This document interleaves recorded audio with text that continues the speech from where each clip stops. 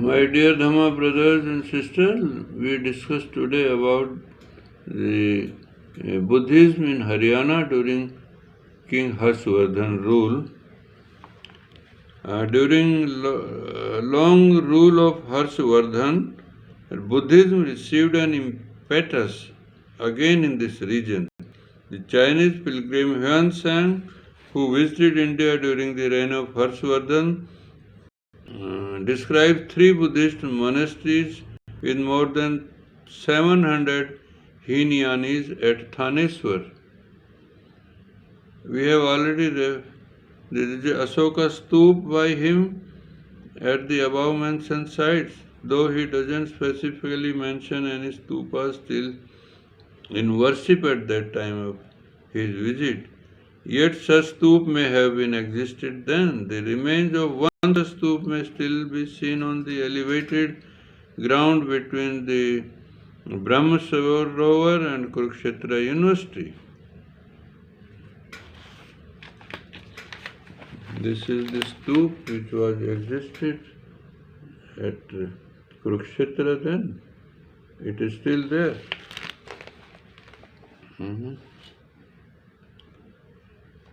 Though he doesn't specifically mention any stup still in worship at that time, the remains of such stup may still be on elevated ground between Brahma Sarovar tank and Kurukshetra University. It is lying in a neglected and dilapidated state, but now it is maintained by Archaeological Survey of Haryana.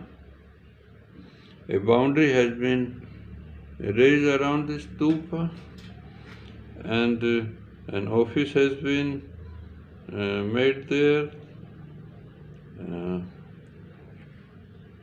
The Department Archaeology and Museum Haryana, however, cleared the area of stupas around Mount sometimes in 1994 at the instance of Sri Dhaniklal Mandal, the then governor of state of Haryana.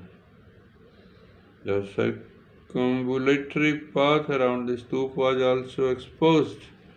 In the clearance around the stupa, remains of monastic establishments were also met with. That the monasteries may have and the stupa may have been existed there during Kusana period and also received by remains below the stupa. Roger had mentioned the lower portion of an image that he thought to be an standing Buddha lying on the bank of the tank of Kurukshetra.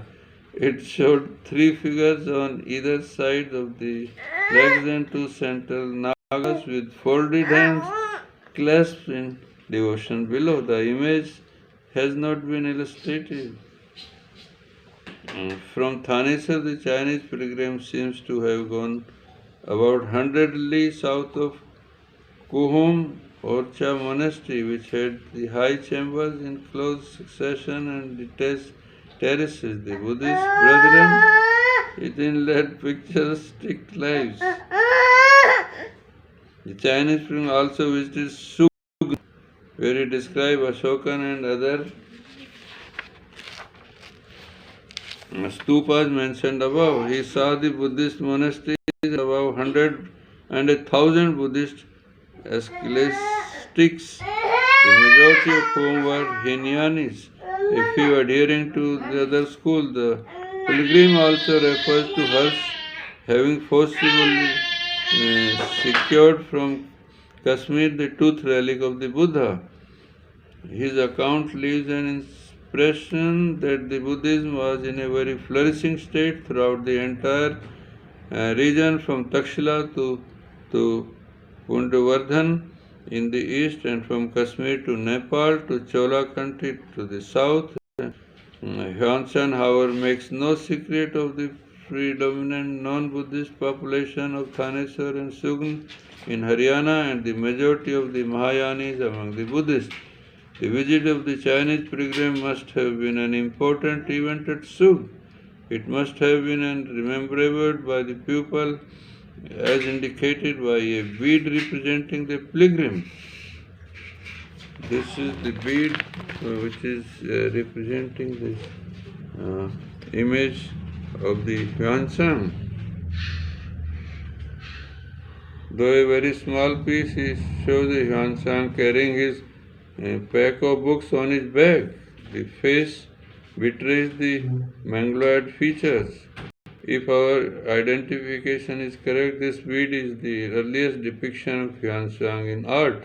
The remains of Buddhist stupa dateable to the period of Hers have been excavated at Agroha also. Thank you.